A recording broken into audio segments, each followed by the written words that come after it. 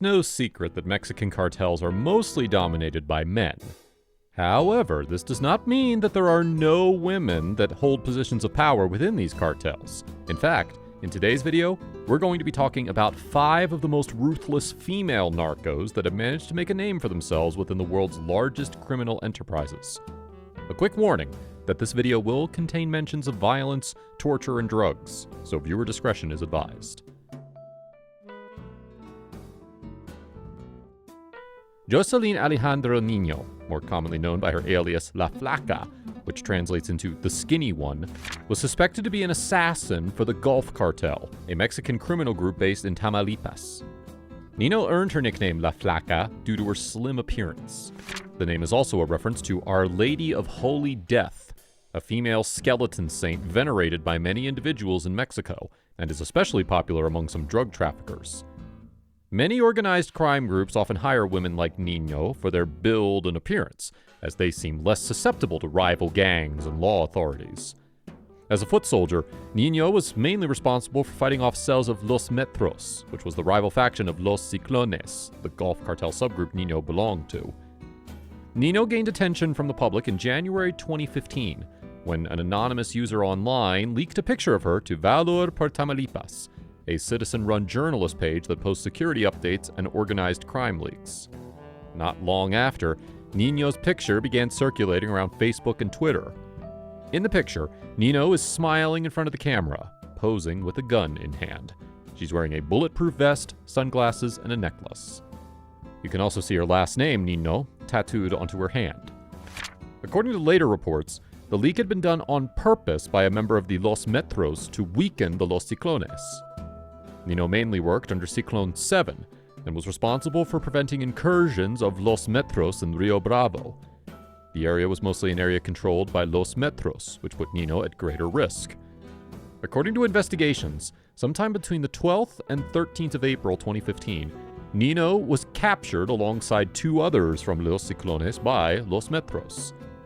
On April 13, 2015, the Mexican authorities discovered Nino's dismembered body in an ice cooler abandoned in a parking lot in Soriana. The rest of her remains were found in plastic bags.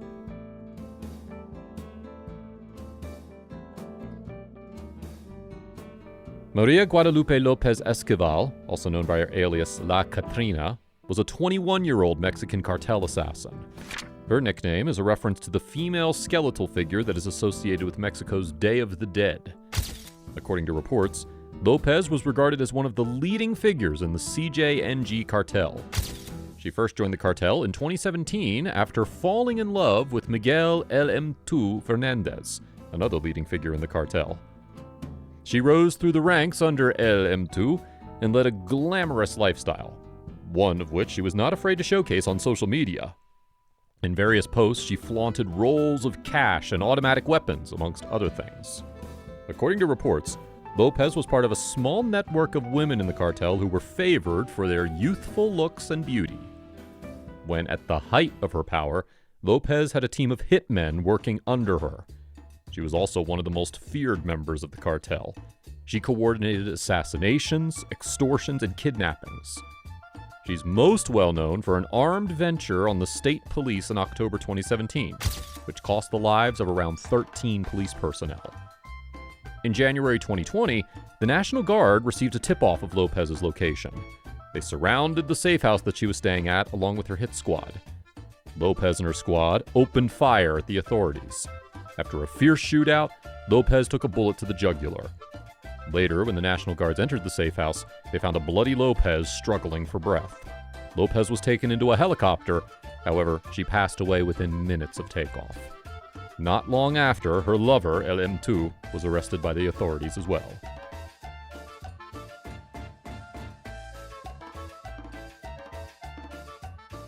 Melissa Margarita Calderon Ojeda, also known as Chena Suarez, was born in 1984.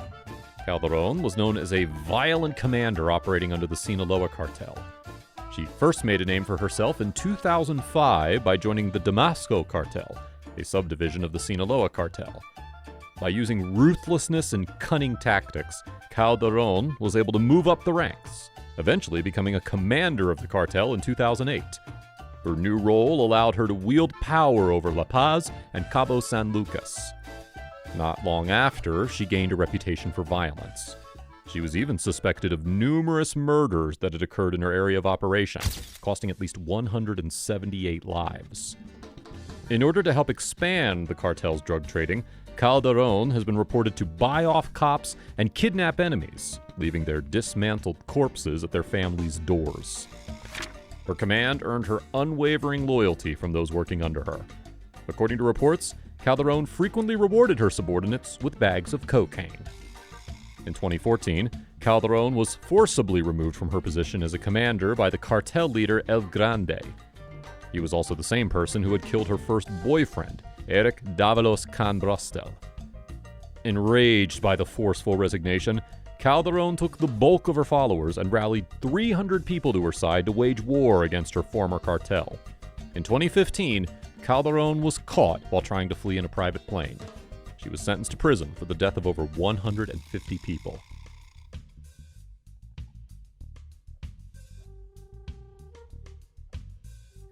Sandra Avila Beltran, more popularly known as the Queen of the Pacific, is a former drug trafficker. Beltran was born into the world of organized crime. She was the daughter of Maria Luisa Beltran Felix and Alfonso Avila Quintero, the former leader of the Guadalajara cartel. Ever since a young age, Beltran was able to see the inner workings of drug trafficking and was able to develop a business sense by observing others around her. Despite all the violence and illegal activities that surrounded her, Beltran studied to earn a degree in journalism. According to reports, Beltran arrived late to her classes and was seen as quiet and untrusting. However, after completing university, Beltran ditched her chance of becoming a journalist and became more involved with the Sinaloa cartel. During her youth, she's reported to have had affairs with various well-known drug barons. She was married twice. Both of her ex-husbands were ex-police commanders who became drug traffickers. Both were killed by hired assassins. Her rise to power within the world of organized crime is attributed to her relationship with Juan Diego Espinosa Ramirez, alias the Tiger. Eventually, all her crimes caught up to her, and Beltran was arrested alongside Ramirez in September 2007.